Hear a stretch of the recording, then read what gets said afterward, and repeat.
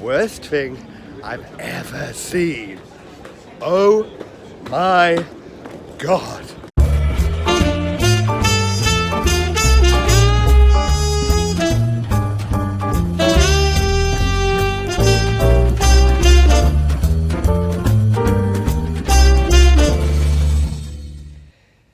Good morning, it's day 10.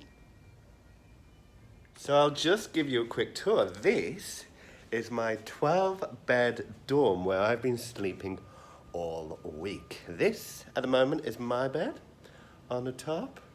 To be fair, it's not actually as noisy or uncomfortable as you'd think. I'm pretty much knackered every time I come in, every night, so I just go straight to sleep. And everybody by then is already asleep anyway. It's a bit of annoying when some of the windows are left open and it gets a bit cold, or people are on their phones and you can see the light, and there have been a couple of people snoring. But other than that, it's pretty comfortable. And for 15 quid a night, it has definitely saved me a lot of money. And like I say, I'm not that precious. I don't really need my creature comforts in my own space because I'm up in the morning, straight out, seeing shows, getting on with stuff. What more can you want? Also, all the rooms are labelled A to T. And in each room, the beds have names which correspond with the letter from the room. So we've got Titanic, Treasure, Tripping, Trekker, Tipsy, Tanker, Totaled, Toolman, Train Spotter, and Trigger. I'm in trouble. So it's Friday morning. Ooh, there's a hen party behind me. Might go with them. They might probably have more fun than I will today. I'm kidding. I am starting a day off seeing Friendsical. Woohoo! That'll be fun. Just overheard a couple who were looking at one of these posters and said, ooh, that one's got a 1 star. That's interesting. So people do still take notice of stars, and it's obviously worth sticking the stars on the posters like people do. I don't think people paid much attention to them anymore, but what do I know? I walk past this guy every day handing out his flyers. Feels a bit like Groundhog Day now.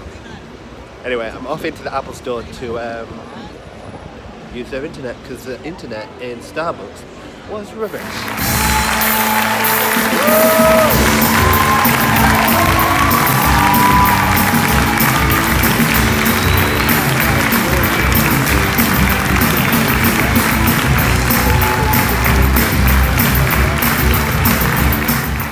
So, believe the hype, believe everything you've read, believe everything you've seen. This is absolutely the worst thing I've ever seen. Oh my God, it was bad. Oh, I don't even know where to begin. So basically the concept is they've tried to shoehorn in 10 years of Friends episodes into 90 minutes. It is honestly, wow. You know what would be really good is if you sat watching it and took a drink every time they used a direct quote from one of the Friends episodes. Whoa, you'll be drunk after that. I mean, I just don't know what they were doing. It is laughable.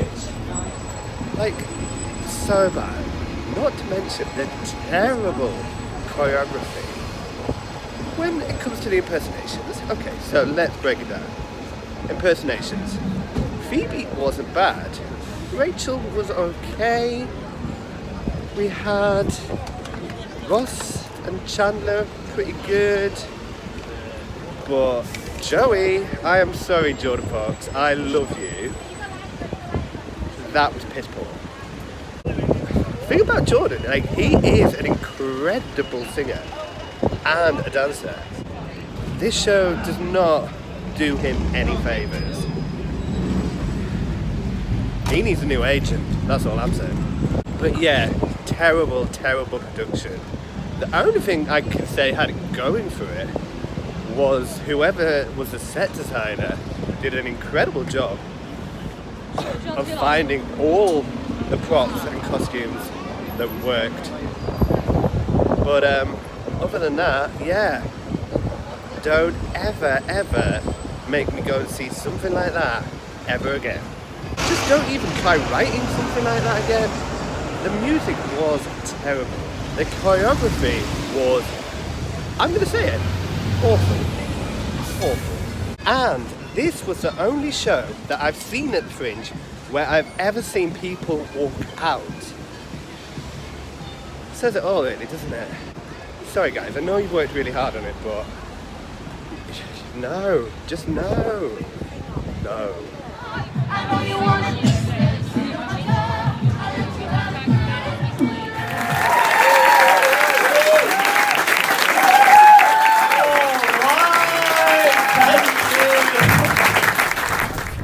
So I've just been to see Christopher Bliss, the man who turned wives into widows. And it's such a funny show. Chris Bliss is basically the comedy alter ego of my mate Rob Carter. And he started a few years ago and he was here last year with his show. And he's back with an all new show. And it's so funny and really popular. I don't know what's happened in the past year, but suddenly he's selling out venues. It was great to see him again.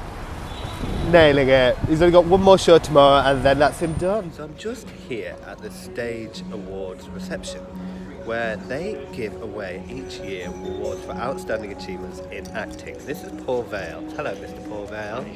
Just telling them what we're doing here. What we're doing? Well, these are the Stage Awards and we're just waiting for people to arrive. They're coming in already. We're giving out a few awards this evening as well, but otherwise what we do is we invite all the people who've won awards throughout the festival, and they come along and have a drink and celebrate. Amazing. So how many have you given away? 12 this year? It's about 12, I think, yes. Yeah, for different shows all over. We've shows for All of Me, the Korean Macbeth that's here. We've also given awards for... You're asking me now. Put you on the spot. Lots of deserving... Lots of awards. Oh, Pops is one award, so they're coming along. Also... And how long have the awards been running now? The awards have been running, this is the 24th year, so next year will be the 25th anniversary of the awards. Wow. Yeah. Will that be a special one? It will be for me. So that was nice. Alice, who was in the play E8 with my friend Tina, was there to collect her award from the stage. And also, their production as a show won a Fringe First Award, which was announced this morning. Tina and the rest of the team were elated and well deserved. Honestly, it's an incredible show. I'm really pleased for them. Really happy. I'm now on my way to watch a play called Sex Education, which I've been highly recommended to go and see. It stars Harry Clayton-Wright, who I've seen before when he performed with the troupe Briefs, and they were incredible. So I've got high hopes for this production, and I can't wait to see it.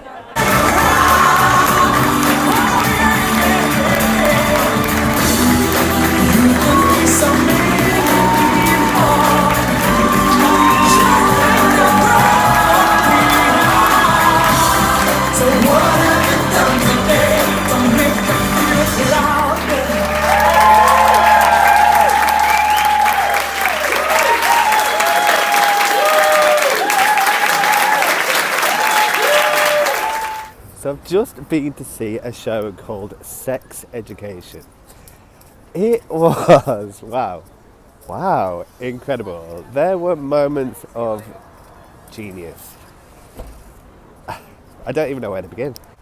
My friend Paul recommended the show to me, but didn't warn me about its content. Although I think the title should have given us some indication. It's written and created by Harry Clayton-Wright, who is an exceptional human being and an artist, and it discusses quite graphically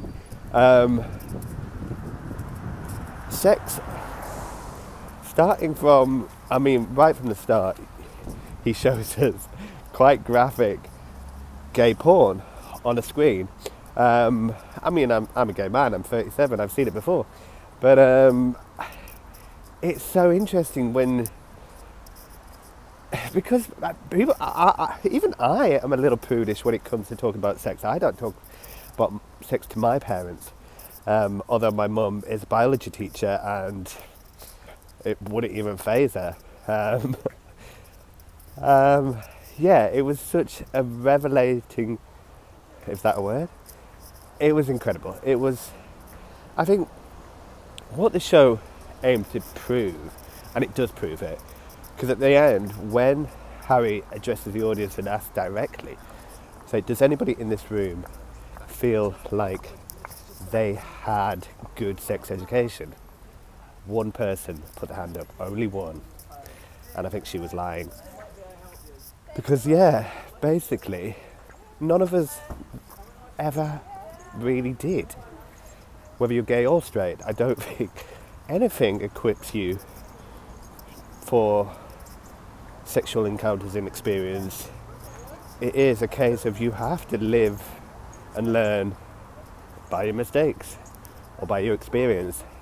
And it was brilliant. He used this an interview that he did with his mum, who is a legend, by the way, to kind of discuss and open up this topic.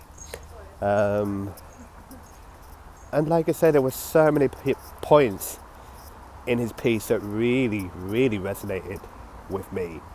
The piece then discusses consent and loneliness and a lot of the things, and shame, and a lot of the things that, as a gay man, and probably anybody feels when we talk about sex, it's the biggest thing, is the shame.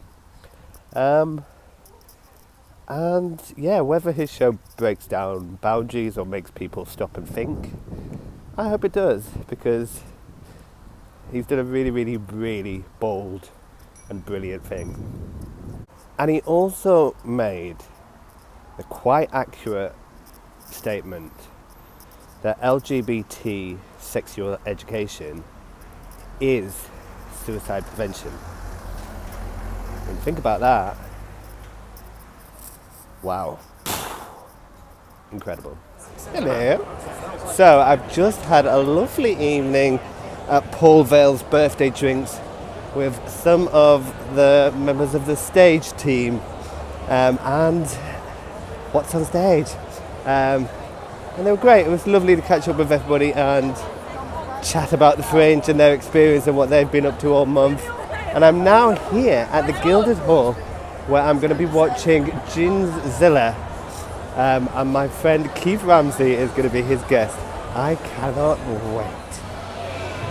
Oh, okay, so I might not be seeing it, as I've just realised I'm at the wrong venue. And apparently I've got a 20-minute walk to get to the right venue. So I might miss it, or miss a bit of it. Either way, I'm going to try. So I've just got here, and it's not even started yet.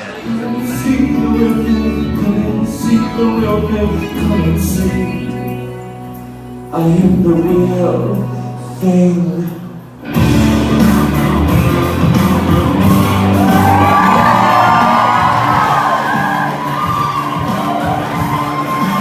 Back to the show. Who has been to late night service before? Give me a shout. Okay, about 20% of you. Great. For everyone else who has never been here tonight, oh my God, you're ready to see the fucking best variety show at Edinburgh Fringe!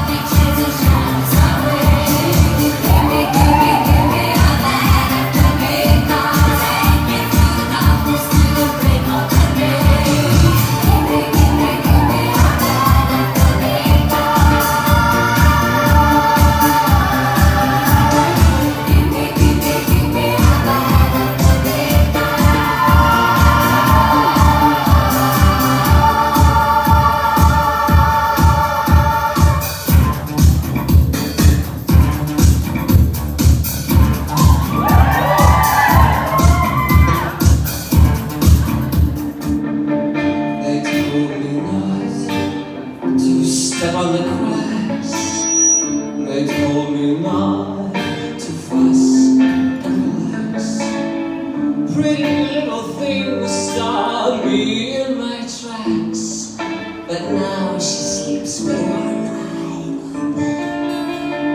open, and that's the price you pay. I took a knife and I cut out. I took it whole and watched it wither and die. Don't be scared. She was so lucky I didn't give her a smile, but now she sleeps with one eye open, and that's the price she'll pay.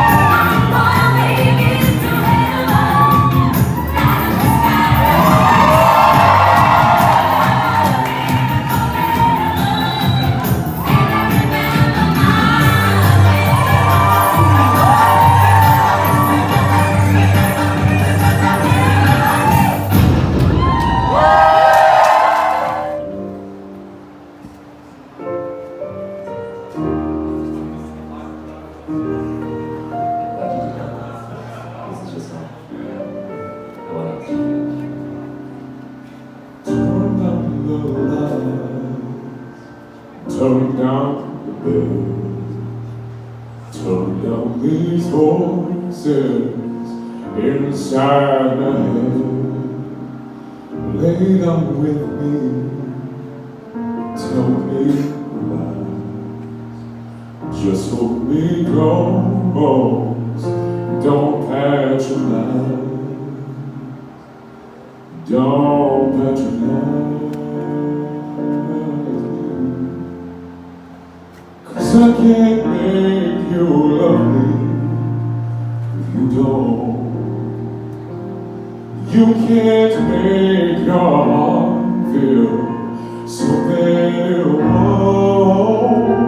Here in the dark, these final hours, I will lay down my heart, and I'll feel the power that you won't.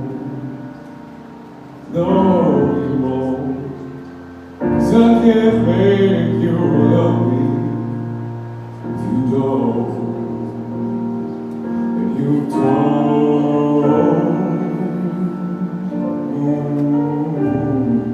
To the crowd, to an empty street. A big shout out to Nestle in the house right now. And if you say no, I'll run with you. And if you say hi, well, what? Because for you, we'll break my heart. Jump, jump, jump, jump. If you should fall into my arms and tremble like a bird. Thank you so much for listening tonight. I'll see you guys next. So I've just been to see Gingzilla's show, who stood right behind me getting pictures with her adoring fans. She's incredible. I'm going to go and grab a picture and then I'll tell you all about my night with Ginge. What a night. Honestly, that is just what I needed. It kind of reminded me why I'm in Edinburgh. Edinburgh Fringe, at its best, can be such an incredible place. You get to meet incredible people, you have incredible nights out, and I kind of wish that my entire trip had been like that, because last year it really was, and this year it's not so much, but next year I'm definitely going to come back, and I'm definitely going to make it even better. I've had an incredible time, and I've met some incredible people because of this blog. And yeah, there is Edinburgh at night. Good night.